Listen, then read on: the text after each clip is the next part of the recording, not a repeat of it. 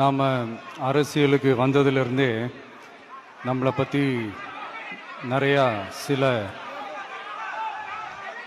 வதந்திகள் எல்லாமே சொல்லிக்கிட்டு இருக்காங்க இல்லையா?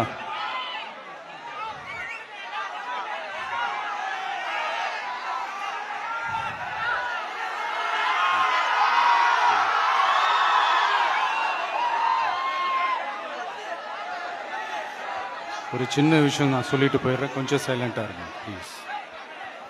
நாம் அரசியலுக்கு வந்ததிலிருந்தே நம்மளை பற்றி நிறையா சில வதந்திகள், அந்த டீம் இந்த டீம் அப்படிலாம் சொல்லிக்கிட்டு இருக்காங்க இல்லையா? ஆனால் இவர் எந்த டீமும் கிடையாது, மக்களுடைய டீம், பீப்புள்ஸ் டீம் அப்படின்னு எல்லாருக்கும் தெரிஞ்சதுக்கப்புறம் வேற என்ன அவதூறு பரப்பலாம் இவர் மேலே அப்படின்ட்டு ட்ரை பண்ணி எல்லாமே அவங்களுக்கு ஒர்க் அவுட் ஆகலை.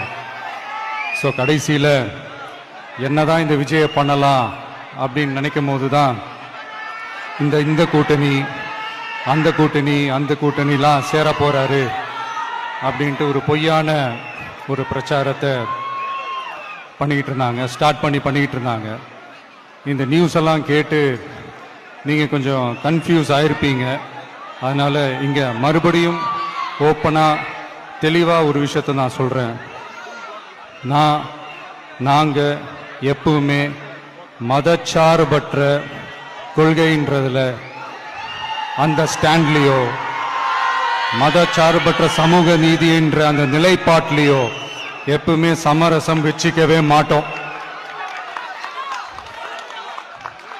நம்மளுடைய தலைமையில தான் ஆட்சி அப்படின்றதுல எப்பவுமே உறுதியா இருக்கிறோம்.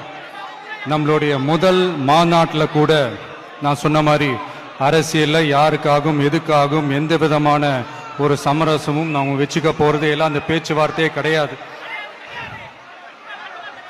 சரிங்களா? அதனால யார் என்ன அவதூறு பரப்புனாலும் தயவு செஞ்சு அதை நம்பாதீங்க. எல்லாம் வல்ல இறைவனின் அருளால் நாம நினைச்ச டார்கெட்டை நம்மளால நிச்சயமா அடைய முடியும். இன்னைக்கு என்னுடைய இஸ்லாமிய சகோதர சகோதரிகளுக்கு என்னுடைய ரமலான் நல்வாழ்த்துக்கள். கான்பிடண்டா இருங்க, நல்லதே நடக்கும், வெற்றி நிச்சயம்.